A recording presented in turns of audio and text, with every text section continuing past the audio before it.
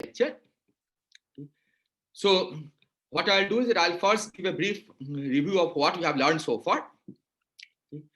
So the first thing we learned yesterday was the divergences in string amplitudes come from boundaries of the moduli spaces where the Riemann surface degenerates. And string field theory tells us the origin of these divergences. Okay, and I'll review this again today. And it also tells us, at least in some cases, how to handle them. Okay, in fact, it tells us in all cases, but we have only seen in certain cases how to handle these divergences. And so the basic idea is that we associate a swaying parameter Q with every degeneration. And a particular string field theory assigns specific local coordinates at the punctures. So the swaying is completely well defined, and that determines the relationship between the modular parameters to the QIs. And then we said that we make the string field theory rules tells us that you have to make this replacement, that whenever you have an integral like this, even when beta is positive, so that the integral on the left is divergent, you replace it by -1 over beta I. And the argument was simply that this right hand side is what comes out first in string field theory. It's like 1 over k square plus m square. Left hand side is the result of using Schwinger parameterization of the propagator. And when the Schwinger parameterization breaks down, you should go back to the original form and use the usual form of the propagator as 1 over k square plus m square. So that was the logic that we gave. But you can see also that this breaks down at beta I equal to 0. Okay, and we'll discuss these cases in more detail today and later lectures.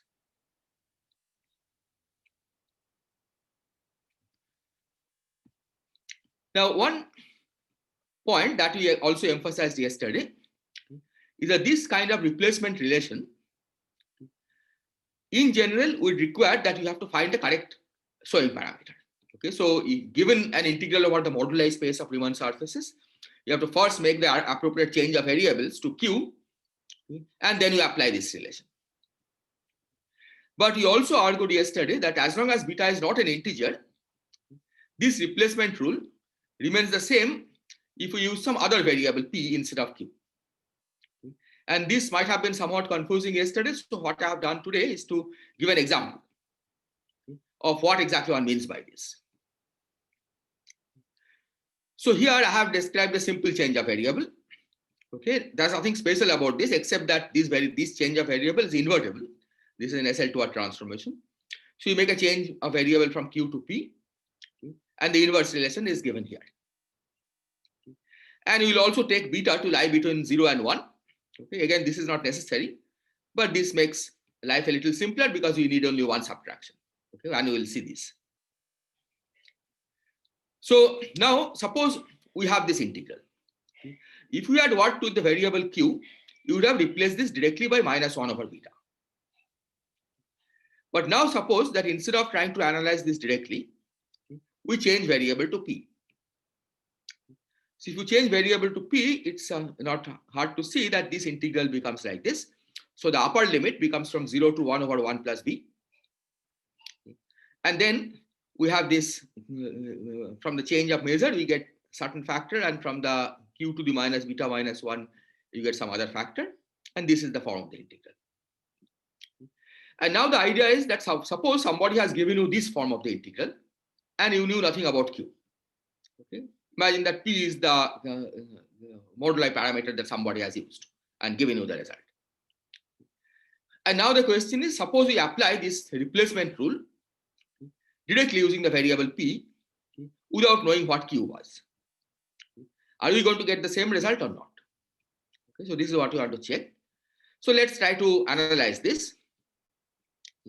So first thing you see is that this, of course, is divergent as p goes to 0. But we want to rewrite it in a more manageable way. So what we do is that we first write the divergent part of the integral. I can write from integral dp p to the minus beta minus 1. That's the divergent part. And then the finite part, okay, has a subtraction. Okay, you just subtract 1 from this. So formally, this is the same as this. If beta was larger than 1, then you will need more subtraction, right? Just subtracting 1 will not do. You have to also subtract the next order term in p. Okay, so let's go ahead. Okay. So now the integral is from 0 to 1 over 1 plus b. Okay, but we know how to replace when the upper limit is 1.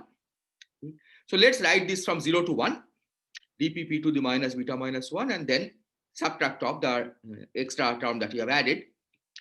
What you are subtracting, of course, is a perfectly finite term. And this integral is also finite, manifestly finite, because as p goes to 0, these two terms cancel and you get a finite result. Now we use a replacement rule on p. So this will replace by minus 1 over beta. Okay? Because we don't know whether p is the right variable or q is the right variable, so we replace this by minus 1 over beta. And then the rest of the integral I have written as it is. Now, one point to note is that this is a finite integral. So if you want, you can just evaluate it on a computer and check what the value is. But you can also do this analytically. Okay, the best way to do this is to note that because this is finite integral, okay, we can put a cutoff epsilon first, and then at the end take the epsilon goes to 0 limit. And you can then make change of variables, etc., to evaluate this analytically. And I'll leave it as an exercise to check that these two terms cancel, and we get back minus 1 over beta, which is coming from here. And that means that this, whether you use a p variable to make the replacement rule or whether you use a q variable, okay, where you would have gotten minus 1 over beta at the beginning, doesn't matter. Okay, the fact that you have used the wrong choice of variable p is irrelevant. You will get minus 1 over beta anyway. Okay, are there questions on this? Is this point clear?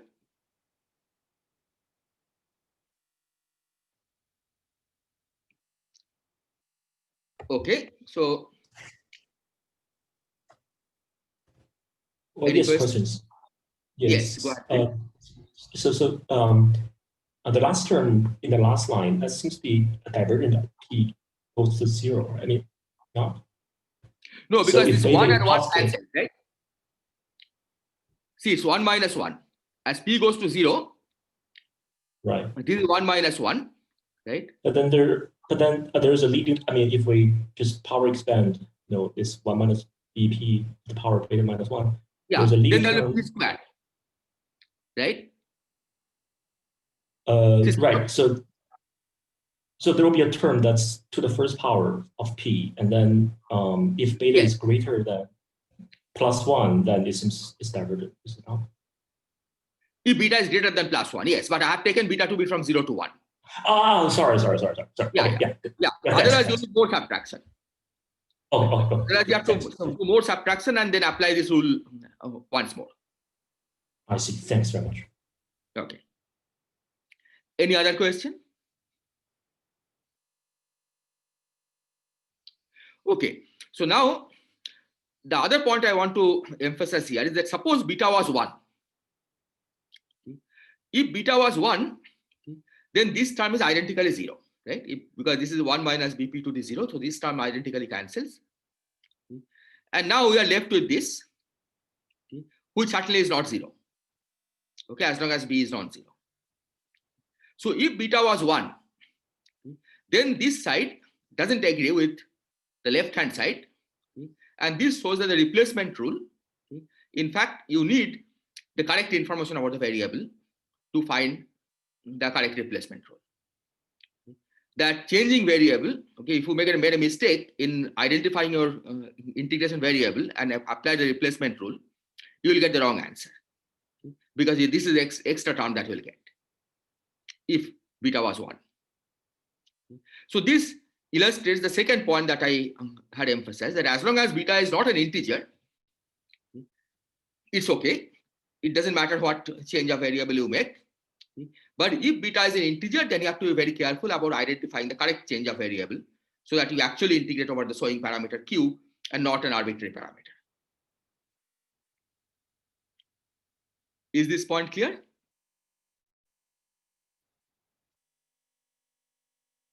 Okay, so if there are no questions, let me go ahead. Okay, so this we should keep in mind, okay, because for most of these lectures, we will be encountering cases where beta is an integer.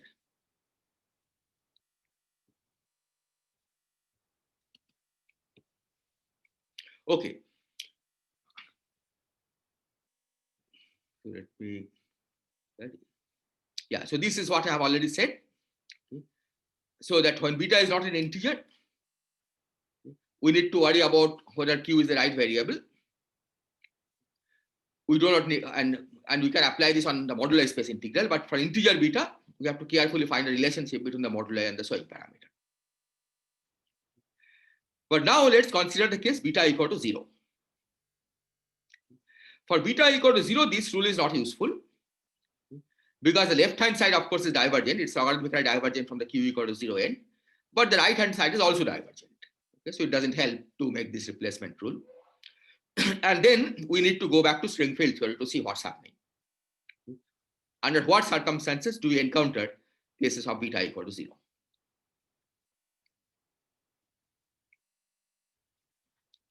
So let's go back to this formula again. This was our beta or minus beta. So this is the source of the problem, right? The problem came because we applied this to the two cases where it doesn't hold. Okay, and now the rectification that we suggested is to go back to this form. Now, the case that we are considering now, the beta equal to 0, is the same as saying that if k square plus m square equal to 0, then both sides, of course, diverge. And this is a genuine divergence because you are really sitting on a propagator which is going on shell. Okay, and that we know is divergent, it's 1 over 0. And so this divergence has to be addressed using insights from string field theory. And the insights that we use are the same as that in quantum field theory, because as I have said, string field theory is like an ordinary quantum field theory with infinite number of fields. So these kinds of divergences, if we encountered in string field theory, you know that there is a quantum field theory version of this. Okay, that is, we are sitting on an on-shell propagator. And in quantum field theory, we typically know what mistake we are making or what we have to do to rectify the problems. So given this, we can ask, when are we forced to have k square plus m square equal to 0 on an internal propagator? In a generic quantum field theory and in particular in string field theory. And here are some examples that I have given. I'll try to explain this in the next slides. The first is mass renormalization. Second is massless tadpoles, t instantons. There may be other cases. So this will be the main focus of these lectures, but I'll discuss these cases briefly, just to say, I point out where the problem is, and then how we resolve them.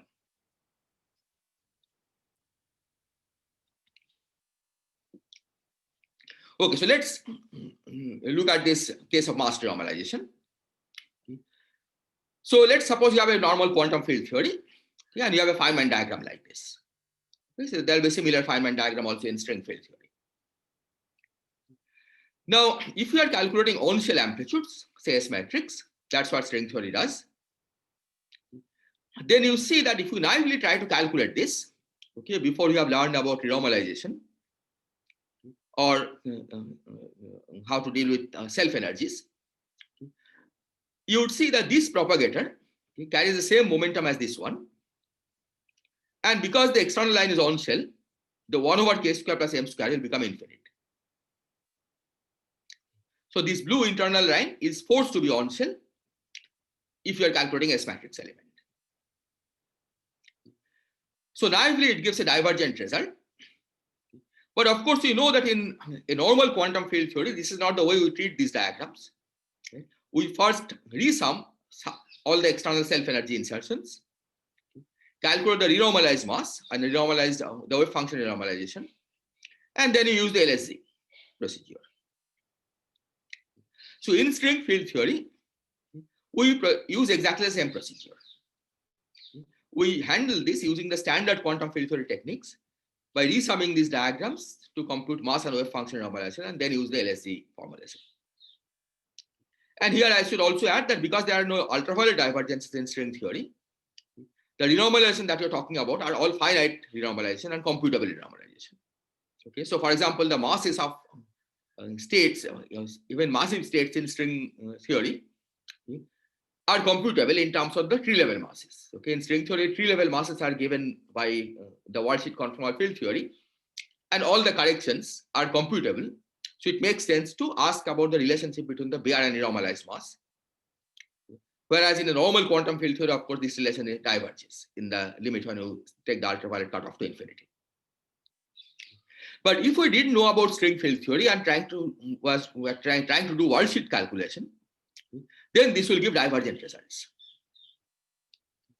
And you can guess where the divergence is going to come from, right? This is like a torus.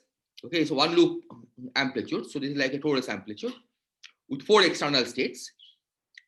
And this corresponds to a factorization where there is a 2-point function on the torus connected to a 3-point function or 4-point function on a sphere. So this one I have tried to show in this diagram over here. So the kind of degeneration that it will correspond to is like you start with the torus with 4 punctures, and then you go to the limit, okay, where it degenerates into torus with 1 puncture or to torus with 2 punctures. Okay, one of that is being solved, and the sphere with 4 punctures. Again, one of the punctures here is being solved. Now, normally you may not be familiar with this kind of picture, but the kind of picture that you're probably more familiar with is this one. So in terms of the 4-point function of the torus, this degeneration that you see here is the same as a degeneration of a singular limit of the torus of this 4-puncture torus, where 1 puncture remains away from the others and the 3 other punctures come together. So this gives rise to a divergence in the amplitude, which cannot be cured by analytic continuation. Okay, because as long as this line is on shell, the power that you get when 3 of these lines come together doesn't depend on any external momentum. Are there questions?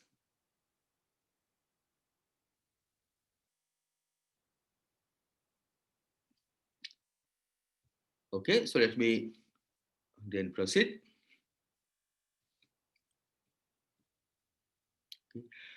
So the next example where this kind of divergences arise are massless tadpoles. So again, this is a 1 loop diagram, 1 loop 4-point function. Now let's suppose that this line in this diagram, this line that is propagating here is massless. Okay, string theory of course has massless scalars. So you can have divergences like this. So if you have a massless scalar here, then of course this carries 0 momentum, because by momentum conservation, the momentum has nowhere to flow. This carries 0 momentum. And if it's massless, then 1 over k square plus m square is identically 0. And again, you will get 1 over 0. So this will again lead to divergent integral over the moduli space of Riemann surfaces. So from the worldsheet perspective, you will see a divergence. Okay, but you will not necessarily know how to cure it. In string field theory, on the other hand, we handle this using the standard quantum field theory techniques. So whenever you have a massless tadpole like this in a quantum field theory, the first thing you will try to do is to check if we can solve the classical equations of motion to find a new vacuum. Okay, because the existence of massless tadpole basically means that your vacuum is unstable. Okay, but under quantum corrections. So if you cannot find a new vacuum, then you have to declare the theory to be inconsistent. But sometimes you may be able to find a new vacuum, okay, where the tadpole is absent, and then you have to work with the new vacuum, right? You expand your action around a new vacuum, and then you do Feynman diagram calculation around a new vacuum. So in string field theory, we will handle this problem exactly in the same way. And indeed, there are examples in standard string theory where this happens, where you see that at 1 loop you get a tadpole, okay, and then you have to do some work to solve this problem. But from the worldsheet perspective, again, I can show you the diagram. It corresponds to a degeneration of this kind, okay, where this is like a tadpole. Okay, you see all 4 lines are on one side. This is a tree diagram. And so this is a 5-point function on the sphere, 5 puncture spheres joined to a 1 puncture torus. And again, the language in which you may be more familiar with these kinds of divergence is when on the torus, all 4 of the punctures come together. Okay, so this is conformally the same as this diagram, this degeneration over here.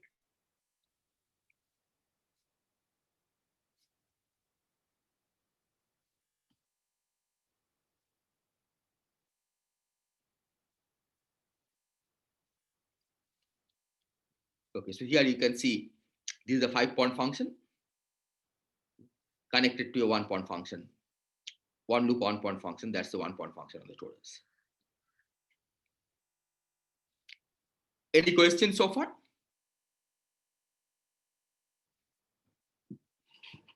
Okay, so if not, let me proceed.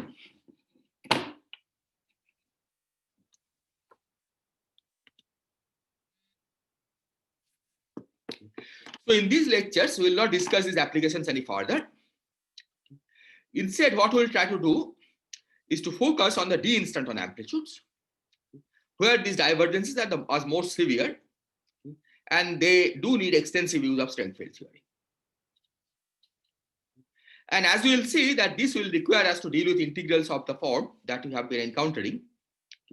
But now we'll have the cases where beta is a positive integer as well as when beta is 0. So you have to evaluate this much more carefully.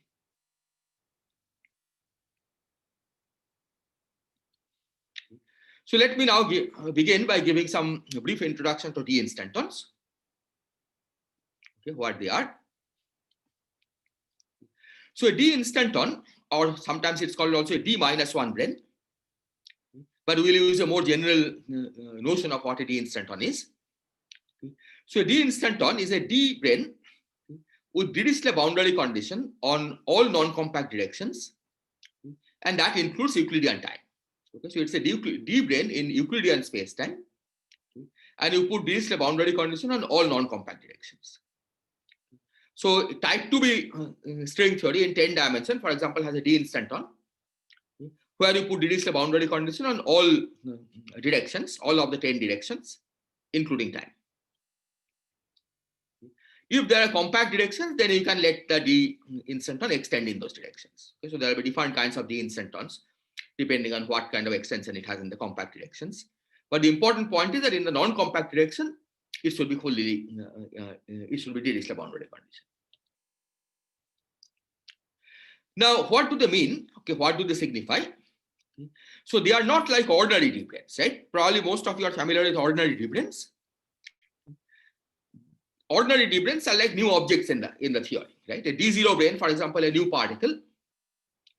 A d1 brane is like a new string-like object. Okay, a d2 brane is a new membrane-like object in the theory. But d-instantons are not objects in that sense. Instead, what they describe are saddle points of the Euclidean path integral. And this is very much like the ordinary instantons in quantum field theory. Okay, in QCD, for example, you have instantons which are localized in space and time. They are not new kind of particles in the theory, but what they represent are saddle points of the Euclidean path integral. Okay, and they do contribute to the path integral. So like ordinary instantons, d-instantons give non-perturbative contribution to string amplitudes. String amplitudes, normal string amplitudes in the absence of d branes, get non-perturbative contribution from d-instantons. And these are in fact important in many situations. Okay, for example, if you are familiar with the KKLT modular stabilization mechanism, they use non-perturbative contribution from d-instantons. Okay, so d-instanton, these non-perturbative contributions are actually useful in many contexts. So what we want to understand is how to do systematic computation of d-instanton contribution to string amplitudes. And this will require us to include in our analysis worldsheets with boundaries that end on the d-instantons, right? Because like d branes, d-instantons are described by putting a boundary condition on the open strings. Okay, so whenever there are d-instantons, that means we must include worldsheets with boundaries that end on the d-instanton. Okay, are there questions or comments?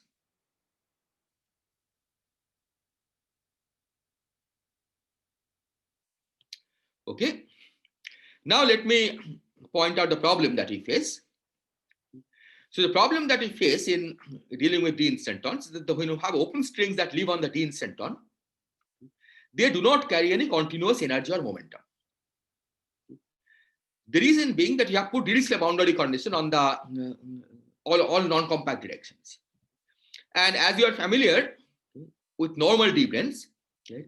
We know that when you have a D-brane with Dirichlet boundary condition on certain directions, then the open strings that live on the D-brane do not carry any momentum along the directions on which you put Dirichlet boundary condition, because they are localized, right? Open strings can move along directions tangential to the D-brane, but not transverse to the D-brane. Okay? So they do not carry any momentum transverse to the D-brane, and D instanton has all the non-compact directions as transverse directions, right? Because you have to reach the boundary condition on those directions. So open strings do not carry any continuous energy or momentum. And this basically means that we cannot move away from the singularities by varying the external momentum. Right? There is a continuously variable external momentum that you can use to move away from the singularities. So the continuous part of the momentum is 0. Okay? The discrete part you can include in the definition of the mass. So basically what it says is that k square plus m square inverse gets replaced by m square inverse.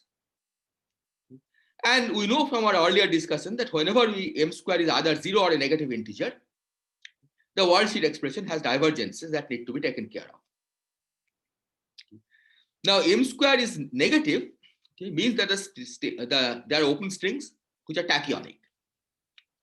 But this is not a sickness of the theory, right? A tachyonic open string on a d instanton basically means that the d instanton is an unstable saddle point. Okay, that it has both directions along which the potential grows as well as the direction along which the potential goes down. Okay? But these are, of course, very common in quantum field theories, and they do contribute to path integrals.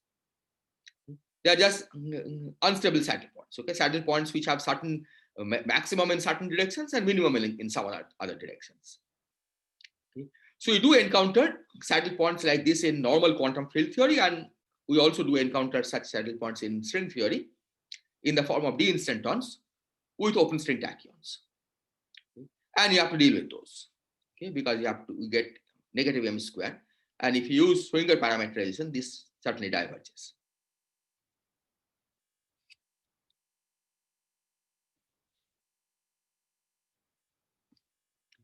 So here is an example, okay, and this is the example, in fact, we'll be focusing on mostly. Okay? Even though the techniques that I'll be describing are valid in general, okay, but there is a reason why we want to focus on this, and I'll explain this as we go along.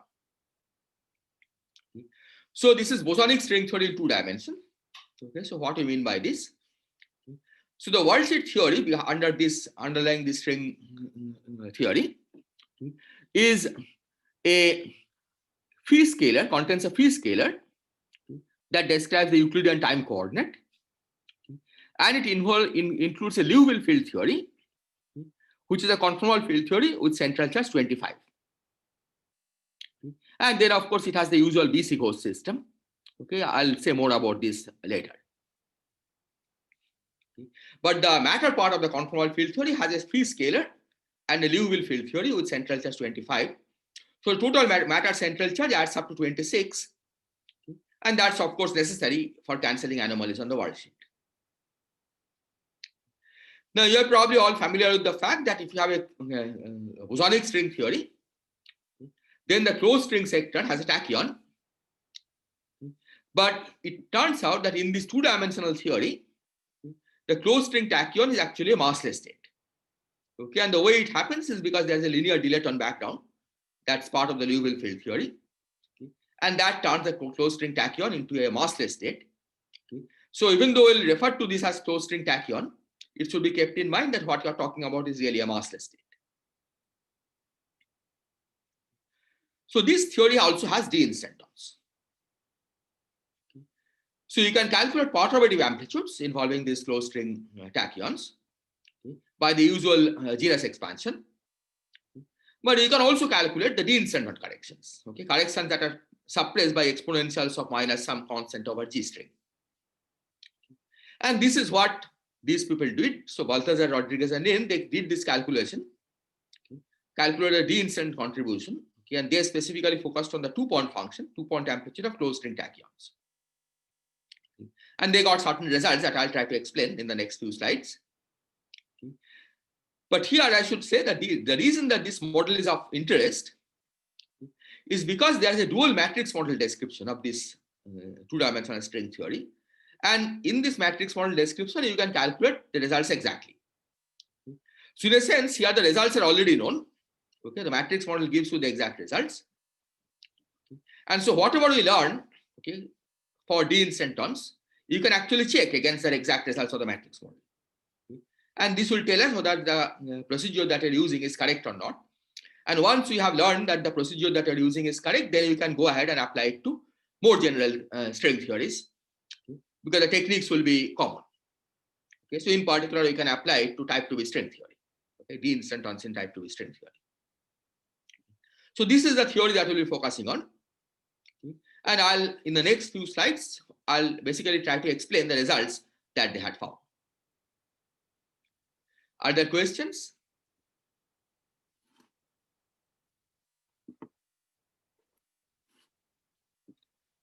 Okay, so let me go ahead then. So this is what I've said. I'll quote some results of BRY. The actual computation, I'm sure you'll see in more detail in lectures. So I'm not going to try to escape the computation, but what I'll try to do is to show that the results that they had found contain some divergences. And these divergences cannot be tamed by analytic continuation. Okay, there are some divergences which can be tamed by analytic continuation. Okay, those are associated with closed string degeneration. But there are certain divergences that cannot be tamed by analytic continuation. And our goal in these lectures will be to understand how to tame these divergences using insights from string field theory. So with this, let me then begin by describing the BRY result. So as I said, their goal is to calculate the 2-point amplitude, 2-point function of closed strings. And they want to focus on the instanton induced 2-point function. So as I said, in the presence of instantons, you have to include world sheets with boundaries. Okay, and the boundaries will end under the instanton. So the leading instanton contribution to the 2-point function comes from the product of 2 disk amplitudes. So I'll try to explain the various factors that come here. First of all, there is a factor of e to the minus 1 over G string. Okay, this probably you are familiar with from usual quantum field theory. Okay, that so 1 over G string is the instanton action. Okay, that's the normalization that we have chosen. Okay, G string is the string coupling. Okay, the instanton action is normalized to is given by 1 over G string. Okay, so there will be the exponential of the minus classical action. Okay, that accompanies any functional integral. Okay, and that's this factor. E to the minus 1 over G string is this factor. And the idea is that after you have separated out this factor, e to the minus 1 over G string, there should be a G string expansion. And this is the leading term in that G string expansion. So let me explain the factors of G string. So disk has Euler character 1. And you may be familiar with that in the world sheet calculation. Okay, whenever there is a Riemann surface certain Euler character, chi, you get a factor of Gs to the minus chi. So because of this Euler character 1, you'll get a 1 over G string because of the disk. But there is a closed string vortex operator insertion at the center. And with the standard normalization of the kinetic term, okay, closed string vortex operators carry factors of G string. So this gives you a 1 over G string from the disk and G string from the closed string vortex operator, so that 2 G strings cancel. Okay. And the same is here. Okay, 1 over G string from the disk and G string from the vortex operator. So there's no further factor of G string that you can see here. These factors, 2 sine hyperbolic pi omega 1 and 2 sine hyperbolic pi omega 2, these come from the 1-point function of the closed string tachyon at the center of the disk. Again, as I said, closed string tachyon is actually a massless state, but we'll call them closed string tachyon. And in fact, the non-trivial part of this 1-point function comes from the Liouville part of the theory. Okay, so the Liouville part of the correlation function gives you these 2 sine hyperbolic pi omega. Okay, and there are 2 of these factors because there are 2 closed strings. Then this one is the energy conserving delta function. I'll have more to say about this. Omega 1 and omega 2 are the energies of the 2 closed strings.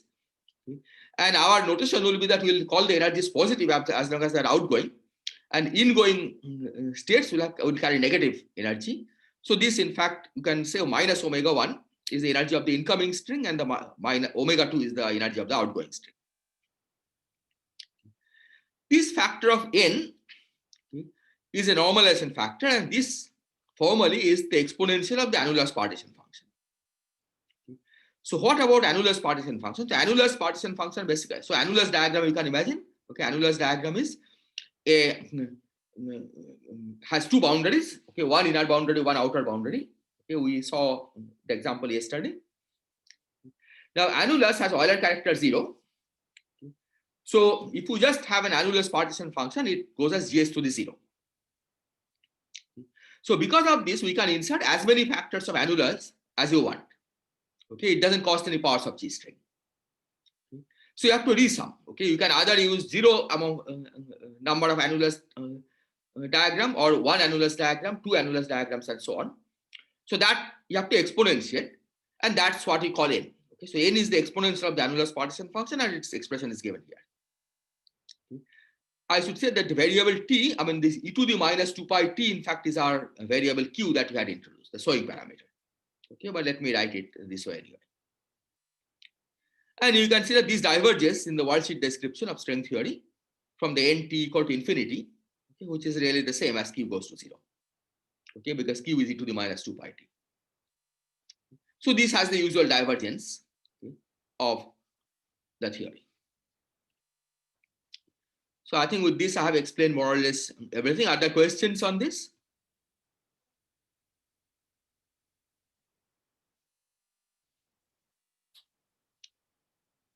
Okay, so let me proceed. So here is one more point that I want to emphasize. Naively, if you look at this diagram, this looks like a disconnected diagram, right? Normally, in string theory, you don't include diagrams like this. Okay, we only use connected diagrams.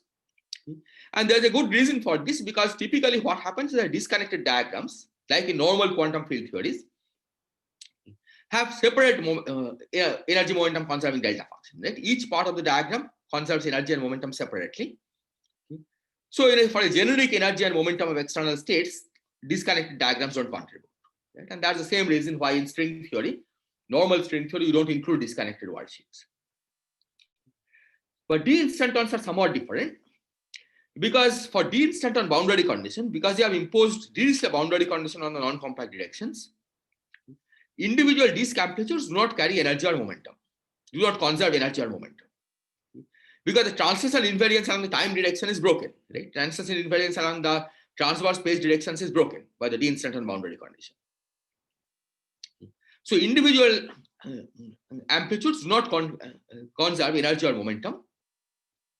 And that's why this doesn't have separate factors of delta omega 1, delta omega 2. Whereas had it been a normal worldsheet diagram, okay, not d-instanton, but say a normal d-blend, then there'll be separate energy conservation for each of these. Okay. And we'll get factors of delta omega 1 times delta omega 2. That doesn't happen here. In fact, there is no delta function of omega at all in this diagram as such. So the energy conservation is restored at the end after we integrate over what are called the collective coordinates. And this will play, in fact, a major role in our discussion. So this will be discussed later. So this is the reason. So this factor that you saw, 2 pi delta omega 1 plus omega 2, this in fact doesn't come from any of the correlation functions that you compute here. This comes at the very end after you integrate over the locations of the d-instanton in time. Okay, and we'll see a systematic procedure for doing that later. So that explains this formula, why there is no separate factors of delta omega 1 times delta omega 2.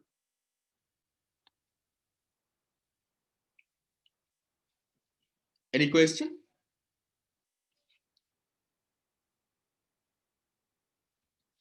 Okay, so now we go to the next order. Okay, so at the next order, there are 3 contributions, okay, or 3 kinds of contributions that I'll describe. The first kind of contribution is 2-point function on the disk. So let's first do the G string counting. Okay, so this factor is common. N is common because exponential annulus you can always add arbitrary number of insertions of the annulus. E to the minus 1 over GS is common because that's the action of the d-instanton. But besides that, let's count the powers of G string. So now we have one disk, so that gives 1 over G string.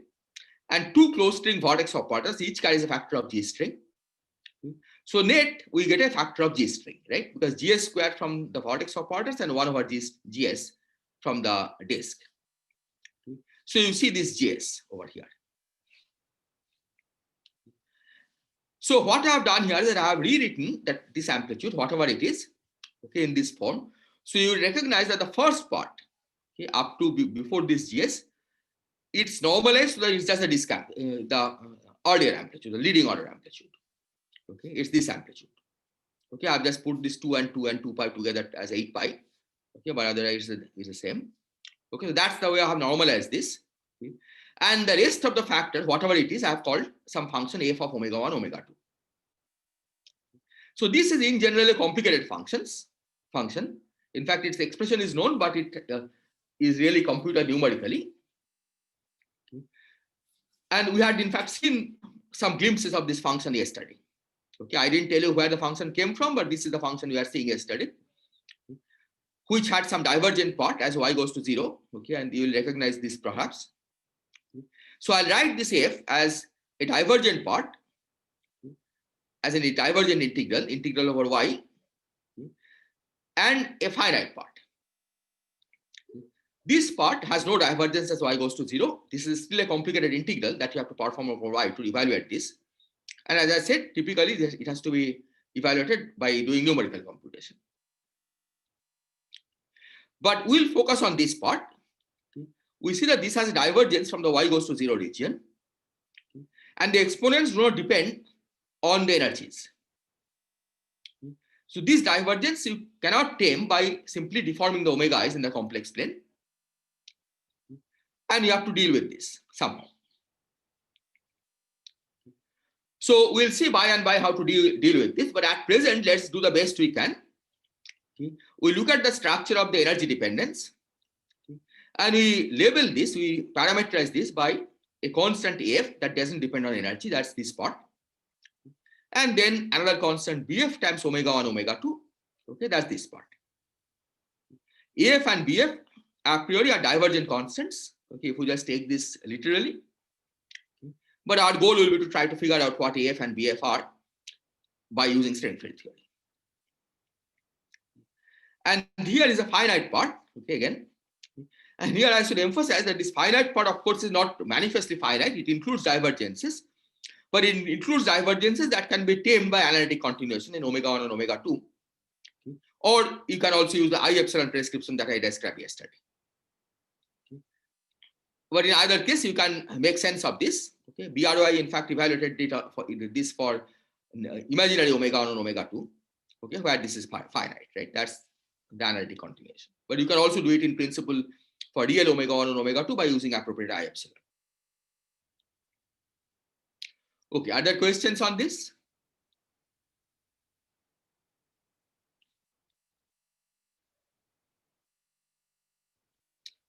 Okay, so let me now go to the next contribution. So next contribution, okay, is the product of a disk one-point function and annulus one-point function. So this is a disk one-point function of the state 1, and this is an annulus one-point function of the state 2. Both are closed string tachyons. And of course, you have another diagram where you exchange 1 and 2, right? Where 2 is here and 1 is here. Again, let's count the parameter, the powers of G string. Okay. So disk has 1 over G string, this has G string, so this has no power of G string. Okay. Annulus has no G string, right? This is our character 0, and the closed string vertex operator has G string. So this is also of order G string, right? So the product is again of order G string. That's what you see here. So this factor we can label as, again, we have taken the same normalization that comes in the leading order, and then you have parameterized this contribution as G omega 2, and then the other one when you exchange 1 and 2 as G omega 1. Okay, so G omega 2 basically is the annulus 1-point function normalized by the disk 1-point function. Okay, because this part is a product of the two disk 1-point functions. This function G of omega again has a divergent piece. Okay, in fact, it's a more severe divergence because there are two variables of two integration variables here, okay, v and x. I'll explain later what these are in terms of worldsheet form coordinates. Okay. But right now, you just think of this as two variables. And you see that this integral, for example, has divergence from the v equal to 0 end and also from the x equal to 0 end. And then there is this one, okay, the omega dependent part, which has divergence only from a v equal to 0 end. The x integral is finite. And then there is a finite piece. Okay. Again, by finite, I mean something that can be termed by analytic continuation. Okay. And this again is a very complicated function, okay, which involves multiple integrals, and you have to really evaluate it numerically. Okay, even though in principle it's known. So these I've already said, there are divergences from the x goes to 0 region and the v goes to 0 region. Okay. So again, at this stage, we do the best we can. Okay, we just parameterize this by their omega dependence, by the energy dependence. So we write g of omega as some constant ag plus bg times omega square plus a finite part. And these constants are divergent as it stands, but we want to make sense of this using string field theory. Any question?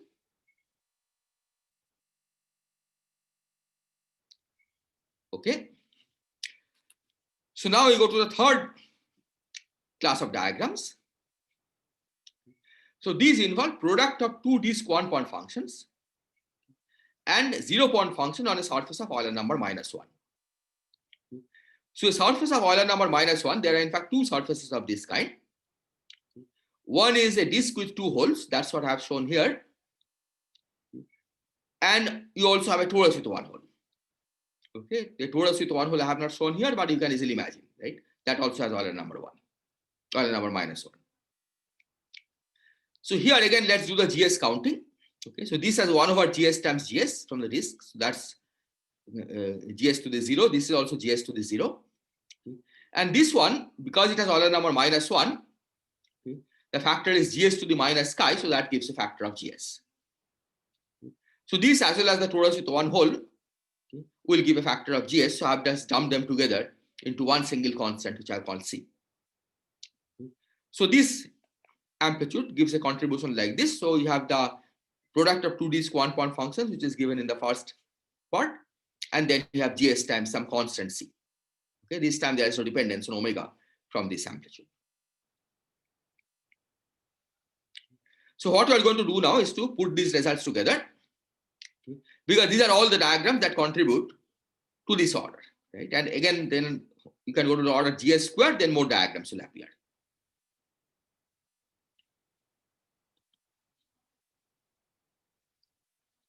Okay, so here I have written the total result to order GS. Okay, and order GS again means that it's the order GS in the instant on contribution. So e to the -1 over GS is always there. Okay. And then you are doing an expansion in parts of G string. Okay. So 1 is a leading contribution. Okay. And then the order GS gets multiple contribution. 1 is a 2-point function on the disk, that's F. This is the 1-point function on the annulus times 1-point function on the disk. Right? You get a g of omega 1 as well as g of omega 2. And then you have this constant C, which is the product of two disk 1-point functions and the partition function on a genus on a surface of Euler number -1. Okay, that's this constant C. And now if we use this form of F and G that we had shown you, let me show you again. Okay. So G we parameterize in this way in terms of these two unknown constants, okay, which are apparently divergent. Okay. And F we parameterize this way in terms of these two unknown constants, which are apparently divergent. Then we can rewrite this as the finite pieces. And then we have one factor of AF, two factors of AG, because G of omega 1 gives an AG, G of omega 2 gives an AG, and then one factor of C. So this is a constant piece, omega independent piece. And then F gives a factor of BF times omega 1, omega 2. You see this here, BF times omega 1, omega 2. G of omega 1 will give you BG times omega 1 squared, but that I can write as minus BG times omega 1, omega 2. Similarly, g of omega 2 will give you bg times omega 2 squared. But that again I can write as minus bg times omega 1 omega 2. So that's what you get here. Bf minus 2 bg times omega 1 omega 2. And this comes because you have this delta function, right? So you can set omega 1 equal to minus omega 2 or vice versa. So what we see here from this formula is that a 2-point function on the disk, the closed string 2-point function, the contribution to the closed string 2-point function from the d instant on, expanded up to order gs, can be determined in terms of these constants. Okay, in this case, in fact, you have two combinations which enter af plus 2ag plus c and bf minus 2bg. Okay, it's determined in terms of these two unknown constants. These diverge in the world-shape description. Ashok? So, yes, go ahead, please. How do we know that these are constants, as in what dictated the parameterization that you took? Oh, because of this omega dependence you already see, right? Oh, I see. Right. The only variables are omega 1 and omega 2. Mm-hmm. Right? So omega dependence you see here. This has no omega dependence, so that this is just an integral, right?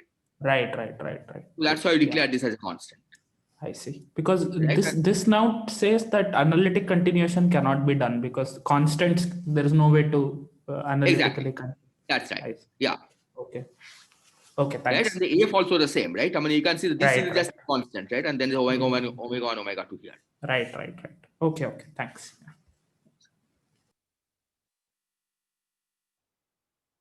Okay, so in the original BRY paper, okay, they basically what they did is that they numerically compared this result with the matrix model result. Matrix model result, of course, is exactly known. Okay, and I'll show you the result in a little while.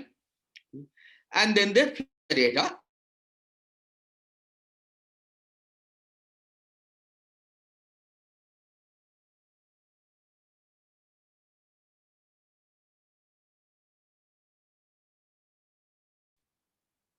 But it No. so that one can do better if we look at the endpoint function. So without in fact doing any work.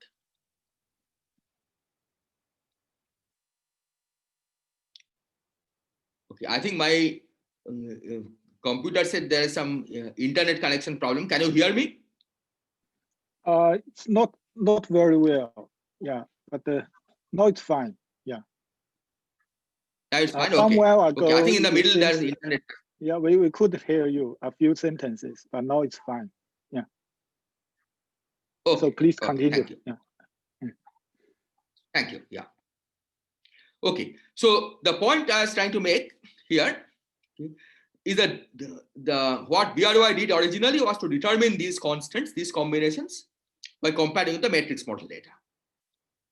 And I'll give you their results later. But what you want to discuss first is to in more detail the endpoint function, because that has more information. So the point is that one can show is that using the same functions, okay, you don't have to do any extra computation. Okay, using the same functions, we can actually get expressions for endpoint function of closed string tachyon at order G string. Okay, again e to the minus 1 over G string, of course, because you are calculating the instant contribution. So let's see where this comes from. Okay, so you are now looking at the endpoint function of closed string tachyons. So the leading contribution will come from the product of n disk 1-point functions. And this goes as G string to the 0 because for every disk you have a 1 over G string from the disk and 1 G string factor from the closed string vertex operator. So you get 1, right? So n disk 1-point functions gives you this factor.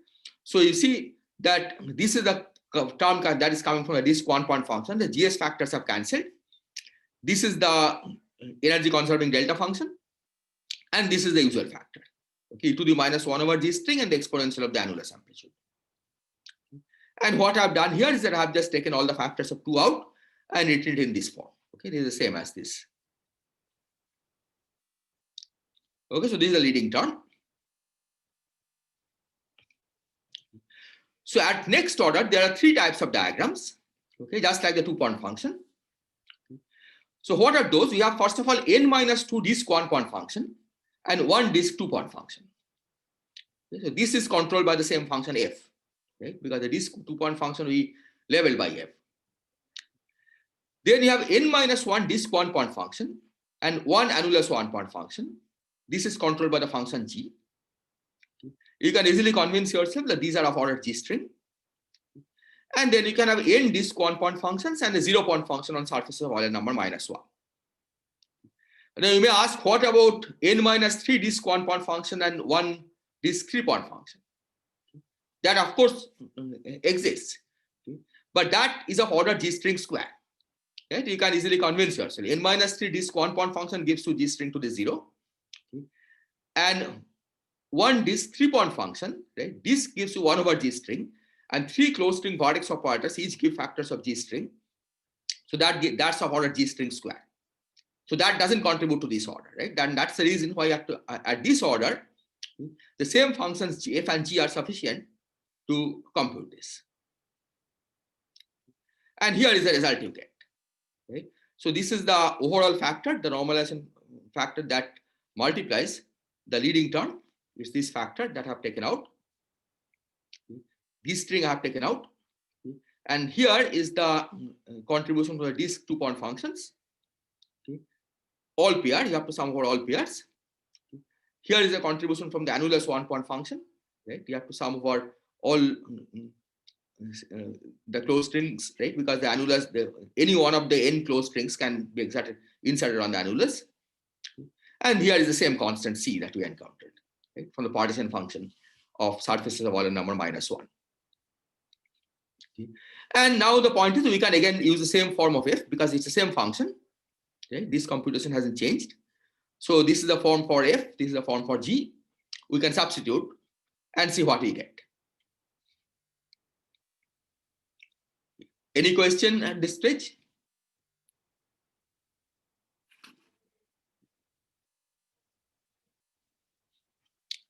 Okay. So here is the result. Okay, so this is what I have already shown you in the previous slide. And now we are going to substitute for f and g, the decomposition in the finite pieces, and the unknown constants af and ag. Okay, and c of course is there as it is. And now you see that because there are n, it's a n and nc2, n choose 2 pairs here. What multiplies the constant f that appeared in inside f is n into n-1/2. Here there are n such terms. So what multiplies ag is n. C of course comes by itself, so c is c. And then these terms, right? The bg and af, sorry, bg and bf, these actually combine. These combine by using the fact that you have sum over I omega equal to 0, that's from this delta function. Sum over I less than j omega I omega j can be re-expressed in terms of sum over I omega I square. So these two terms combine and you get this combination bg minus bf by 2. Okay, so this is the same combination that appeared for n equal to 2, for example. But now you see that by comparing with the matrix model result, for different values of n, we can actually determine af, ag, and c separately. Okay. We cannot determine bg and bf separately. It's still the combination 2bg minus bf that you can determine, but you can determine ag, af, and c separately. So here I have given the result from the dual matrix model, okay, which is here. So you can compare these two results. Okay, these are complicated, but they are computable. There you can run numerical codes to calculate these functions. Okay, as a function of omega i's, you can compare to the matrix model result, and using that you can determine the best fit values of af, ag, and c, and also bg minus bf by 2. So in the next slide, I'll give you the values that we get this way. But are there any questions or comments?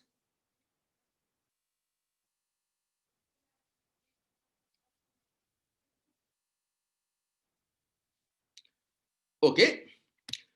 So let me then summarize what you have learned. So in the matrix model, the 1 to n-1 tachyon amplitude is known. Okay, that's why I should have probably said this is the formula that we have for scattering of a tachyon of energy minus omega n. So omega n is negative. into tachyons of energy omega 2, omega 3 up to omega n. This is the result for that. So in the matrix model, the 1 to n minus 1 tachyon amplitude is known. In string theory, it can be computed in terms of the few unknown constants, which are here. N is unknown, AF, BF, C, and 2 Bg minus BF are unknown. And now the idea is that we compare the two results. Okay, we find the best fit values of these. N can be determined analytically. Okay, and the reason is that the N can be determined at the leading order, right? Because you see, the matrix model leading order answer has this N minus 1 over 8 pi square. Okay, and in the case of string theory,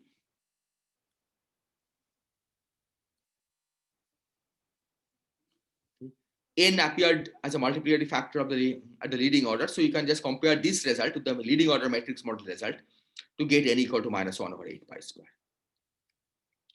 So that is an analytical result. Rest are numerical. Okay, by data fitting, you can get these results. Okay, and it's accurate up to errors of order 0.01 in each of these. And so the question that we will be addressing is, can we determine them using string field theory? And we will see that indeed we can. We can determine these constants using string field theory. And here are the results that I have given. Of this, okay, there are some enigmas. Okay. You see that string field theory seems to give Ag equal to minus half. Okay, whereas the numerical results seem to show that Ag is 0. Okay. This, I believe, that will be resolved sooner or later. It may be either a simple mistake in the calculation, or maybe there are some conceptual issues that you haven't understood so far. But all the other constants agree. And I should also say that the C has not been calculated directly from first principle in string theory, but there are some indirect arguments that tells you that C is 0, okay, from the string theory side. But these calculations can be done explicitly. So N agrees minus 1 over 8 pi square, F turns out to be minus half. These are analytical results. And this 2 Bg minus Bf turns out to be minus log 4. Okay. And when you evaluate it, okay, it's close to the numerical value that one gets from the BRY analysis. Okay. So in the rest of the lectures, I'll try to explain how these numbers come about, okay, how we derive these numbers. Are there questions? So what is the potential term for this dual matrix model? What is the potential term? Well, it's the inverted harmonic oscillator. Oh, I see. So Yeah, it's so- exactly solvable on the double scaling limit. Yeah, exactly. Yeah. So it's like a free fermion moving in inverted harmonic oscillator potential. Okay, that's the description. That's the fermionic description of the model. Oh, I see. Thank you.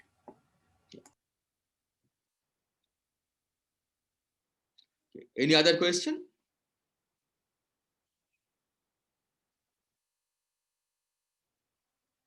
Okay. So now with this, I now turn to the computation, what it involves. Okay. So it will still take a while before we start the actual calculations, but we can try to start setting up what is needed. So let me remind you again for the nth time, okay, the origin of these divergences, right? We have seen this before. Okay, this is a Schwinger parameter representation. We have also seen that the divergences arise from the q equal to 0 end, okay, whenever this thing is negative or 0. When you have d instantons, the open strings do not carry any momentum, so k is 0. So this relation should really be written in this form. And in this case, the right hand side, okay, which is the string, the worldsheet theory result, diverges for m square less than or equal to 0. Left hand side is finite for m square non-zero, okay, but negative, but it diverges also for m equal to 0. Okay, so this is what I have already said. This is an identity for positive m square. For negative m square, the left hand side is finite, right hand side diverges, so you can use the left hand side. And so to do that, okay, so these divergences you can handle by simply changing variables from the moduli of Riemann surfaces to the variables q1, q2, etc., and then using the replacement rule. Okay, again, you're seeing it for the nth time, but it's this which plays a crucial role, okay, in this analysis. The only thing you have to remember is that beta is now an integer. Okay, in fact, for the problem at hand, the mass square is -1. The tachyon mass square is -1. Okay. So beta is 1. Okay, so it's really an integer, and so you have to be really careful about making the changing variables correctly. Okay, you cannot just use arbitrary variables. That will give you the wrong answer.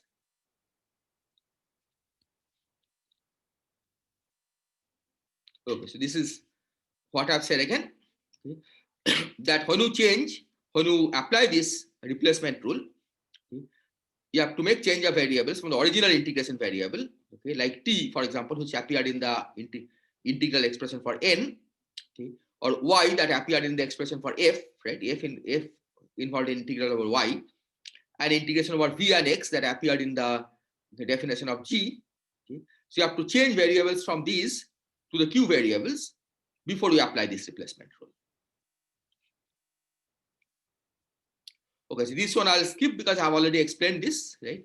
The fact that when beta is an integer, then the result does depend on this variable, right? This is what you had seen earlier.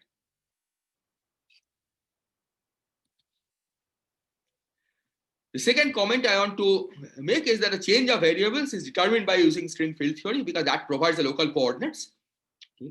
So the swing relation is explicit, and by using the kind of procedure that we described yesterday, okay, we can actually determine the change of variables.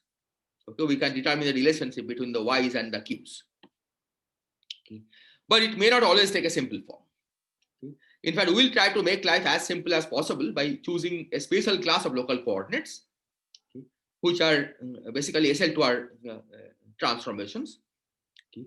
In general, okay, this change of variable requires solving differential equations.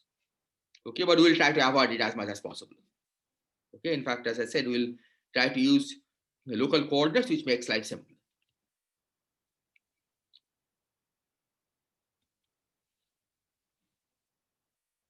Okay, so now let me come to the real problematic case. Okay. And that's the case when m is 0. So if m is 0, then both sides diverge. Here you can see. And these are associated with the 0 modes of the d instanton. You can see that on the right hand side, okay, this produces logarithmic divergence, dq over q. On the left hand side, it is simply 1 over 0. Okay, so both sides diverge. So this formula itself cannot help. Okay. But the only way it can help is in identifying that these kinds of logarithmic divergences, okay, are associated with 0 modes of the open string. So you have to understand what role the 0 modes play. So from the worldsheet perspective, the 0 modes are the states of the open string with L0 equal to 0. So the strategy that we'll be following will be to understand the physical origin of the 0 modes, and then we'll try to find suitable remedy by drawing insights from quantum field theory. Okay, because 0 modes of instantons indeed do appear also in quantum field theories. Okay. And we'll try to draw insights from those to treat these 0 modes on the d instantons. Okay. But we'll also see that some of the 0 modes that we'll get are not something that we normally encounter in quantum field theories, and those have to be given special treatment. Okay, are there questions, comments on this?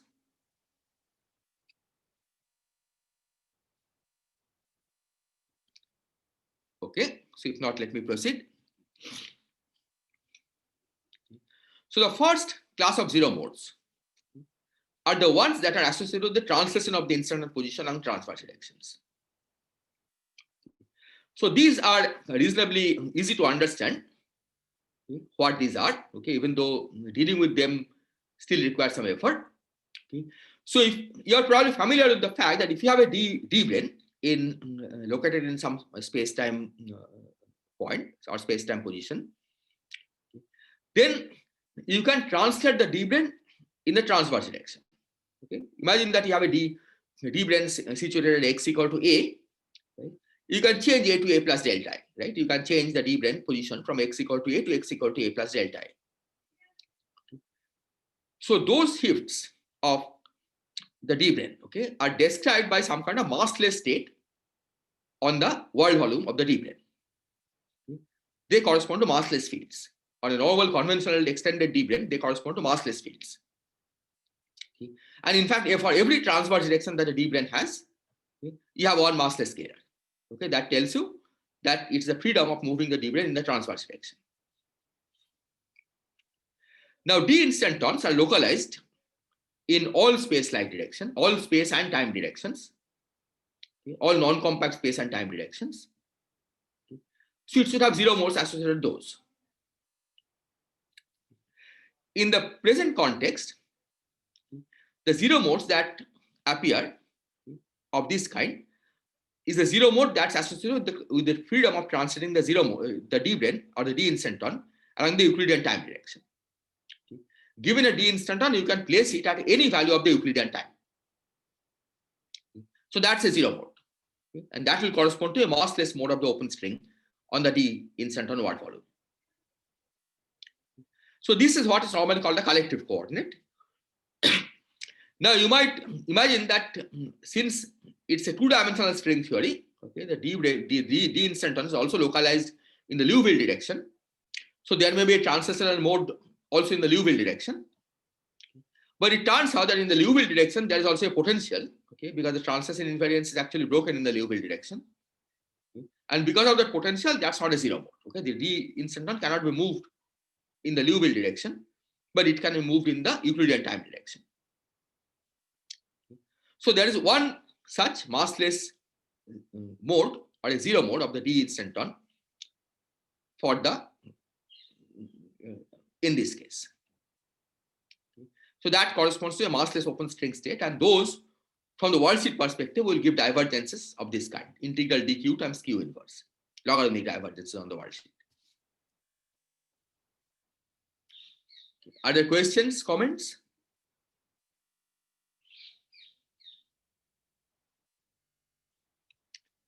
Okay. So now to deal with them, okay, let's review how we treat them in normal quantum field theories. Okay, say an instanton in QCD. Okay. That's again a solution that is localized in space and time. Okay. An instanton in QCD can be placed anywhere in space-time point. Okay. So that's a zero mode, and we can ask how do we deal with the zero modes in quantum field theory, in particular in QCD. So the way we normally deal with this is the following, that we first carry out the path integral over all modes of the instanton other than phi. So phi is the zero mode variable.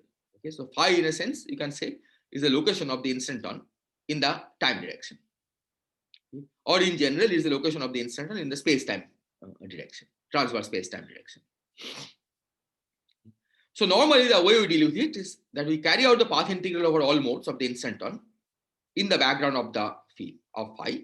That means you carry out the path integral over all modes other than phi, okay, but you allow the d-instanton to be placed anywhere in the time direction, okay, or in QCD anywhere in the space-time direction. So in terms of Feynman diagram, this means that if you are trying to do the Feynman diagram calculation in the instanton background, then while evaluating Feynman diagrams, we remove the phi contribution from the internal propagators, but keep the phi's as external states, which is the same as saying that we allow the d-instanton to be placed anywhere in space-time. So if we do that, then after summing over Feynman diagrams, what we get for a given closed string amplitude will be expressed as a function of phi, right? Because if the d-instanton is placed at one point, you get one amplitude. If the d-instanton is placed at a different point in space-time, you get a different amplitude. So the final step in this process is to integrate over phi, okay? And the integrand is this function f of phi that you calculate. So to summarize, okay, instead of treating phi as we do in a normal Feynman diagram, Okay, which is in this case is not possible because you'll get a 1 over 0 if you try to do Feynman diagram with phi, because phi propagator vanishes, it's a 0 mode. Okay. We remove phi from the internal propagator, so we don't treat phi as Feynman propagator by Feynman rules, okay. But we evaluate the Feynman diagram for the rest of the fields and express the amplitude as a function of phi, and then finally explicitly carry out the integration over phi. This integration, of course, is over finite number of modes, right? So this is not a path integral, this is an ordinary integral. This can easily be done, but that's the procedure we follow. And the idea is that we'll try to follow the same procedure for string field theory on the d-instanton. Are there questions or comments?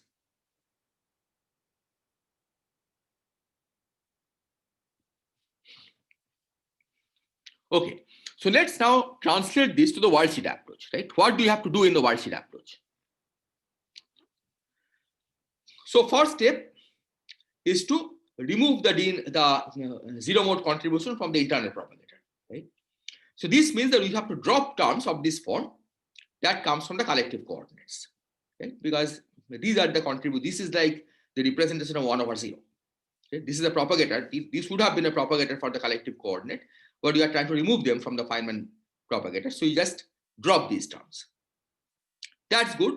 Okay, that has removed certain divergences on the worldsheet process from the worldsheet perspective.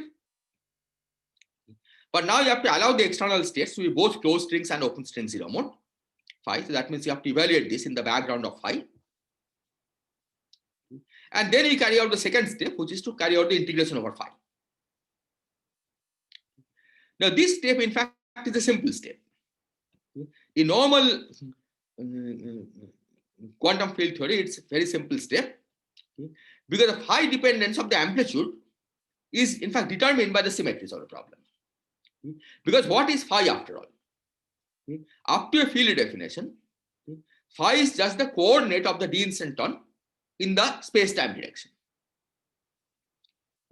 So that if P is a total momentum carried by all the closed string states, or all the states whose amplitude you are trying to calculate, then because phi is the location, is the coordinate of the location of the d-instanton, phi dependence will have the form into the IP dot phi, right? This just follows from the symmetry of the problem, the transition invariance. So d-instanton breaks transition invariance, right?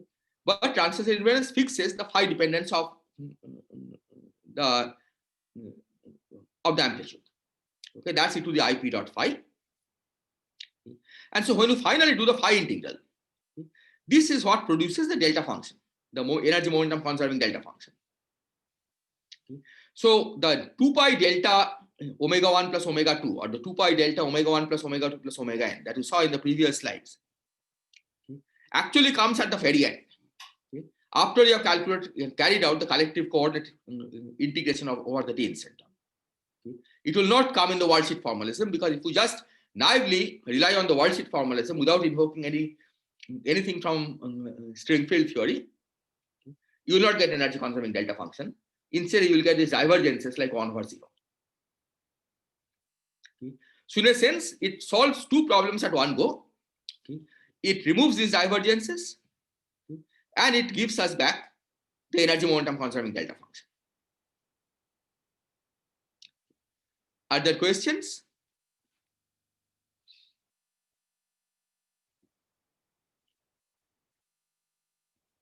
Yeah, I have a question. When you do Yes. the integral over phi, do you need to take care of the t duality since it's a kind of a time coordinate, or is there really a t duality in this Well, case? time coordinate we take to be non-compact.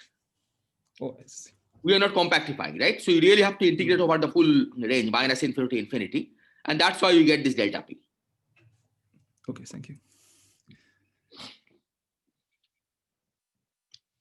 Okay. Now, one important point you have to keep in mind is that you have to do this calculation systematically within the context of string field theory. And what we'll find is that in general, the zero mode of the open string is not exactly the collective mode. It's related to the collective mode after a field redefinition. And it's only after this field redefinition that you have the simple dependence on phi of this form. so that the phi integral can be performed. But during this field redefinition, we may get a Jacobian. And that Jacobian has to be taken into account. And indeed, we'll see that there are such Jacobians in the path integral. And if you don't take that Jacobian into account, we will get the wrong result. So maybe since this is an important point, let me try to explain what exactly this means. Okay, what kind of Jacobian one gets. Okay, so let me.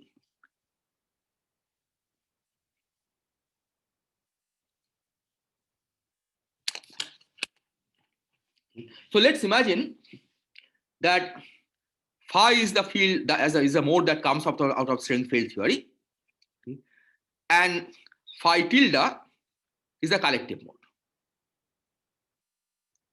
that actually gives the d instanton position along the time coordinate.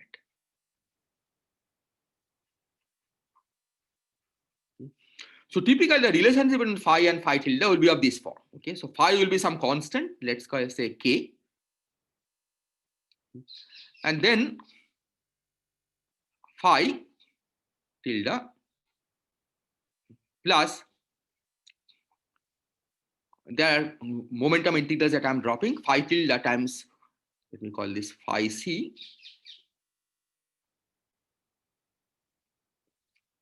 So this is the closed string tachyon. Okay, this is the closed string tachyon.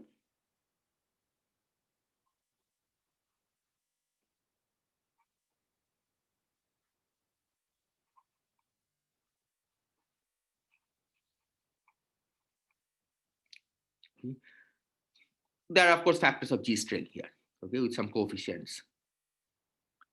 So what will happen is that when you try to make d phi, so the original open string field theory of course has integration measure d phi. So when you try to make change of variable from phi to phi tilde, right, you'll get in d phi tilde, then some constant k, and then 1 plus gs phi c. Okay, this you can write as exponential and write as exponential of gs phi c plus order g string gs square.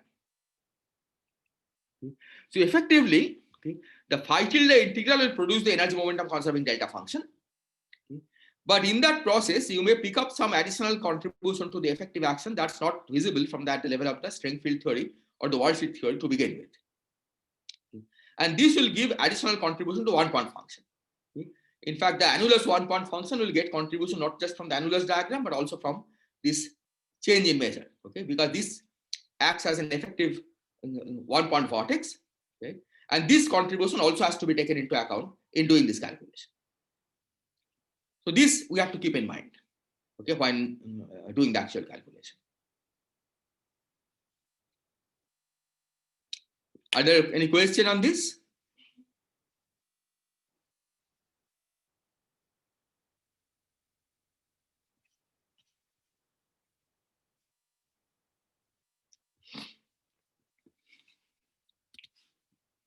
Okay. Now it turns out that this is not the only zero modes that you have to deal with. The string theory actually has other zero modes besides the ones that are associated with the collective coordinates. And these zero modes arise from the ghost sector of the theory. Okay, as I already alluded to, the world sheet theory has not just the matter of central charge 26, but it also has this BC ghost system. And the excitations in the BC ghost system give rise to additional zero modes. And because of these additional zero modes, there are additional logarithmic divergences in the world sheet integrals that is not removed by removing the collective modes from the propagators. So it is good that you remove certain divergences, right? I told you earlier that you remove these divergences of the form integral dq q inverse. But if you just remove this for the collective modes, that's not good enough to make the integral finite. And here I have given an example that these kinds of divergences due to the ghosts are actually visible in the known BRY formula, for example. If we look at the expression for G, okay, this is the divergent part of G, okay, what you will find that if we remove the logarithmic divergence that is associated with the collective coordinate, okay, you should have removed the factor of plus V inverse, right? The collective coordinates contribute to this with a factor with a plus V inverse. The fact that you have a minus sign here is an indication that there are additional zero modes.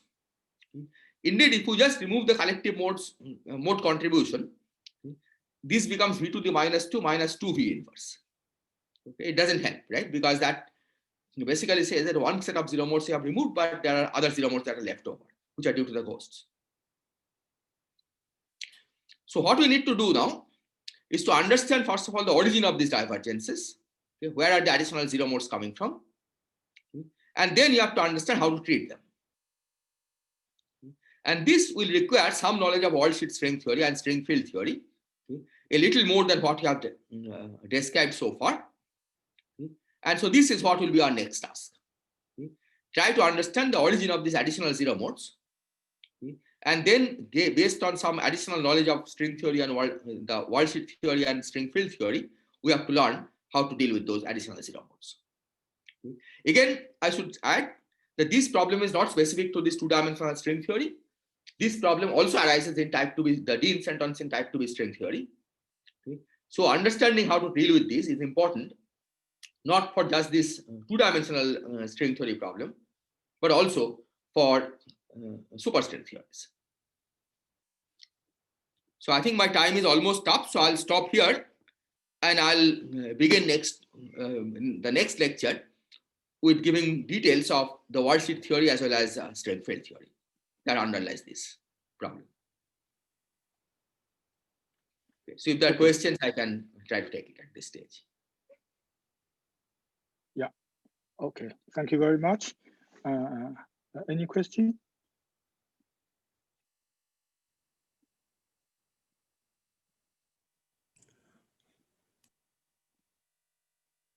Sorry, I have a question. One thing. If I remember correctly, you mentioned that yesterday the analytic continuation corresponds to the counter term in the string field theory, and today you mentioned that massless propagation corresponds to the shift of the background. So what makes difference these two? Namely, so massless mode propagation only corresponds to the shift of the background, and other guys correspond to the counter term in the string field theory. Is that correct? Yeah. So the analytic continuation works when beta is not integer. Right? That's what we emphasized last time. Okay. So beta 0 case only corresponds to the shift of the background. Is that point? Yeah. Okay. So let me. Beta equal to 0 case can appear in many cases, in several cases. Okay. I mentioned 3 different cases. Yeah. That mass renormalization, for example, has beta equal to 0. This beta is this k square plus m square, right? Or minus k square plus minus m square. Yeah. So whenever you are forced to have an on-shell propagator, that corresponds to beta equal to 0 case. Yeah, yeah. And there, this procedure of counter term doesn't work. So mass renormalization is one of them, okay, which is here, that this propagator is forced to be on-shell. Yes. Okay. Then shift in the background is another case, the massless tadpole. Yeah. Where again, this is forced to be on-shell. Okay. And the third case is the de-instanton, where because of the zero modes, beta is 0. Yeah. Okay. So so for example, this case, this divergence that has nothing to do with the shift of the background, but it corresponds to the delta function, right? Exactly. That's right. Okay. So so divergent term, the physical manifestation of this divergent term is very different in different problems, right? Just like in normal quantum field theory, right? You run into on-shell propagator not in one context but different contexts. And in these different contexts, you have to solve them differently. Okay, I see. And it's the same in string field theory. I see. Okay. Thank you very much. Thank you.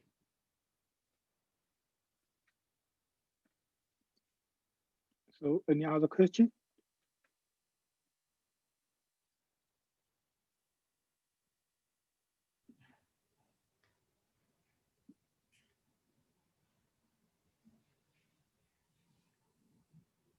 So it seems no question. So, okay. So, thanks, Ash, again. And so we come back tomorrow. And I just want to remind the audience, there will be a gong show starting from 4 o'clock. So, so see you there. Okay, bye-bye.